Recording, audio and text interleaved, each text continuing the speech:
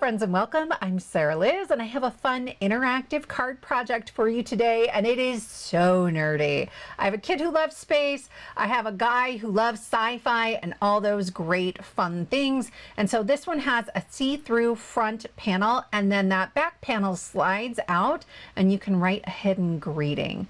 It's easier than you may think, and we're starting with the Flight Deck die set. It has most of what we need. So I'm going to start with a piece of A2 acetate. It is 4 1/4 by 5 1/2 inches, and I have cut our largest piece from that die set, and I'm going to glue that right on there. For now, we're just working on the front, but eventually I will add some pieces onto the back just to cover up that glue, so don't worry about it.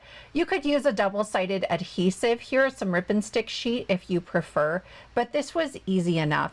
I'm just going to be really careful not to press down too hard or try to squish that glue in ways that might ooze out onto my acetate. If it does, just a little water on a Q-tip will clean that right up. This bottom piece fits right in, and so that's going to cover up on the bottom. Whatever heavyweight acetate you have is great here, but we are covering up a lot of it with cardstock. So even if it's a little bit thinner like a transparency film, it should be okay here, right? We're really sort of bolstering this all along the way. I'm using my tweezers to get my placement, and there's more than one right way to put this together. I did reference the images on the Trinity Stamps website when I was building this, but we're going to do the inside panel a little differently than we do the front panel because I want to make room for a sentiment in there as well.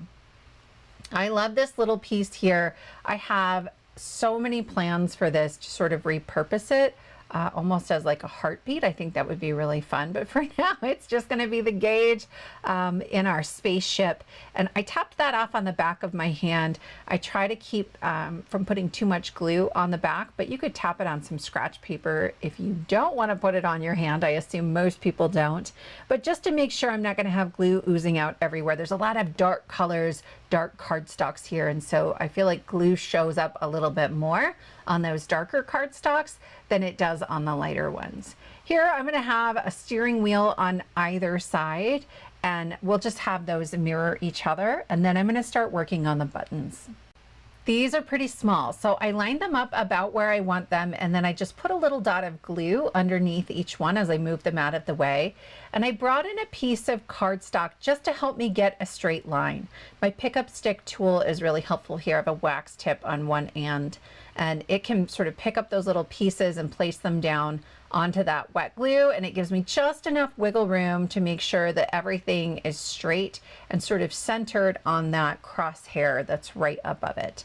I can use my little pokey tool to remove any excess glue, and then we're ready to move on.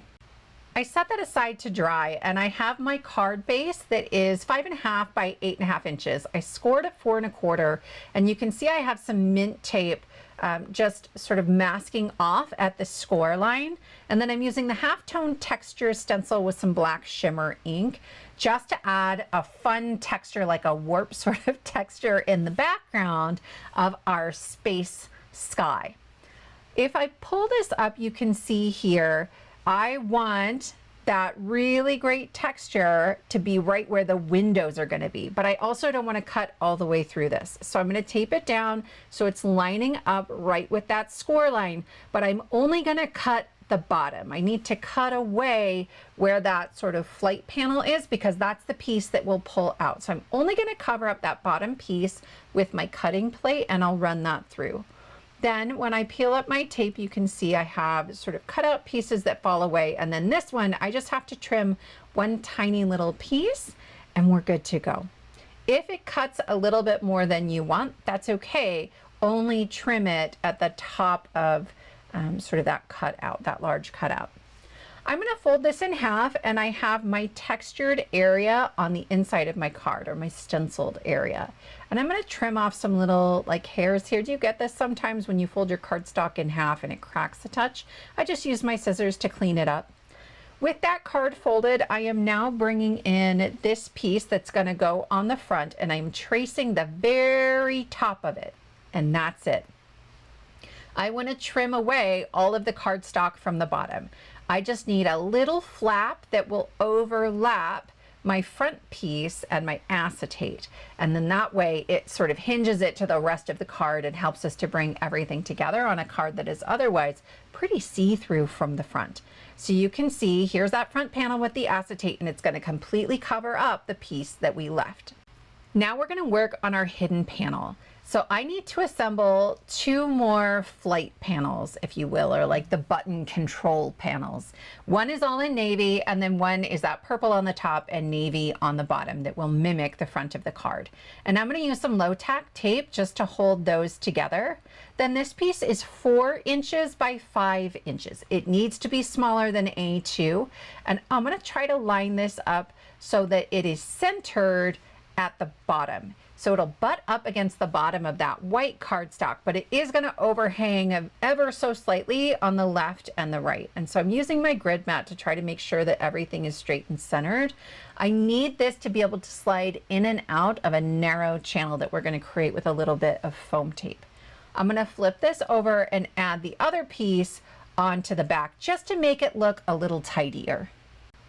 I found it was easier to add this on there if I sort of glued the 2 pieces together. Otherwise, sometimes pieces ended up slightly crooked and it didn't match up quite the way that I wanted it to, but this made it really, really easy. So once that's on there, our pull-out piece, right, is ready to be functional. We just have to decorate it. I'm going to do a lot of the same decorations that we did before, but I did want to add my sentiment on there and to dress this up just a little bit. So I'm going to use the Out of This World stamp set, and we're going to heat emboss using that set. So I'm just grabbing this Cosmic Birthday Wishes, which again, very nerdy. There are really great planets in here. So if you wanted to stamp and color your planets instead of doing what we're about to do with the die cuts, this would be a great set for that as well. I'm going to add some white embossing powder, and then I will heat set that as well. There are coordinating dies that will bubble cut around it. I love the way Trinity does their bubble cut. It's nice and tight, but not so tight that it's difficult. And that's the sweet spot. So I have added some of my decoration already, again, largely mirroring what's on the front of the card, but here I had some other pieces. I want to add my sentiment on there first, and then I will bring in this trapezoid to fit into the bottom instead. I like that it's a little bit different. It's just another element that's a little bit surprising, and it means I didn't have to layer on those little bitty buttons again, right? This was a little bit easier. So I'll just add my crosshairs right down there at the bottom like we did before. My glue goes on first with a thin tip on my bottle, and then I will just tap that off on the back of my hand, and it fits perfectly. So it is going to touch all 4 sides here and work really nicely.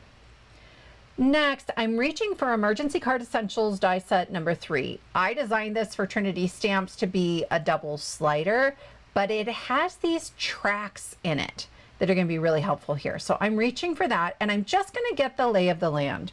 Right? If I add one of these tracks, there's 4 different sizes, which one is the right fit? So I'm laying this on here. I know I want it to pull down this far, and I need to leave room for this purple piece that's sort of down and to the right. You'll see it in just a minute.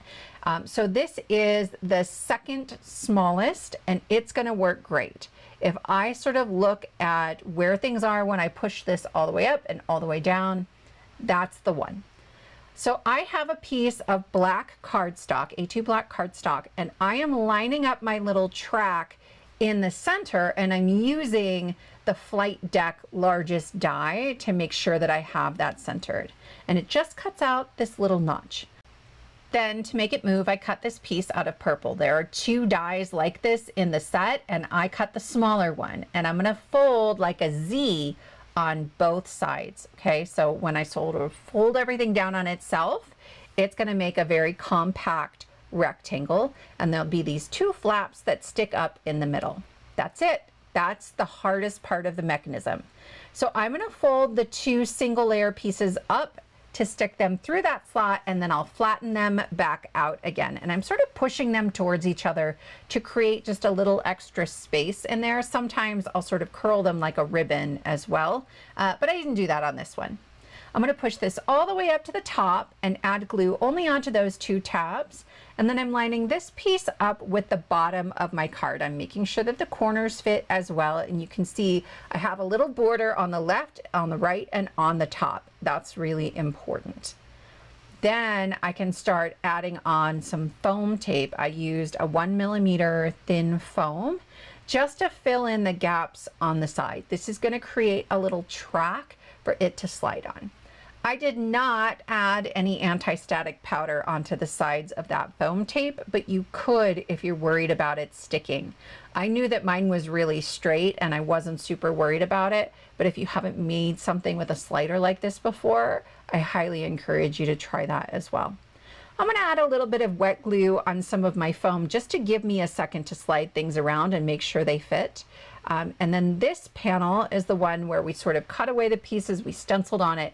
And on the very front, right, there's a score line at the top. On the very front is that tiny flap that we made. So I lined everything up and pressed firmly, and then it pulls out. It's this lovely, fun space to write your little greeting on it. Space. Oh, the puns. Oh, the space puns we could be making right now. So I die cut some of the planets from the flight deck die set. It's huge, you guys. There's so much in there. And I'm going to use a tiny brayer and some medium teal ink and go over them. You could use a larger brayer, but I have this one. And it has these really great debossed details all over the die cuts, and it just creates a little differentiation in the color. That teal on top of the pink turns to purple. Right on top of the teal is just a tone on tone. With the purple, it was pretty dark to start with, so again, tone on tone. I had some others where I went over them with black pigment ink, and I'm using a mix of the two here. I want to create a visual triangle out of my planets, and my favorite is this one. He's the biggest, and he's got this really great ring that I cut out of some matte silver cardstock. I just like all the added shine we can get in here, right? Our stencil background has some shine, the planet has some shine, the steering wheels have some shine, lots and lots of different fun things happening. So I am going to remove the release paper from that tiny short flap we made at the top. This will fit perfectly with that acetate panel we created, right? We dry fit that earlier. I'm also adding some wet glue. I want to give myself a little bit of wiggle room because we're almost done. I don't want to have to peel this off if it doesn't fit quite right, or if I didn't lay it down right the first time. So I got my corners at the bottom lined up first, and then I pressed this onto that flap.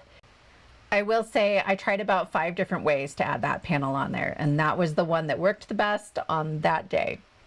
To finish up our card, all I need to do is clean up the inside where the acetate is, and then cover up the mechanism on the back. Okay, so I'm going to start just by trimming away the excess pieces here. I don't need to cover up the top part of the flap because that was what we just did. And then on the back here, I'm just adding a little bit of glue. I like Nouveau Deluxe adhesive for this because it's on acetate, right? It's a little bit thicker. It doesn't ooze quite as much. If you have a thinner, wetter glue, just give it a minute. Add the glue, walk away for 30 seconds, 60 seconds, then come back, and it will be about the same consistency. That's sort of my go-to tricks for gluing things onto acetate. Or you could use rip and stick sheet and turn these into little stickers instead. I have to say, this is pretty satisfying. It sort of fits together like a puzzle, and I get a lot of enjoyment out of that.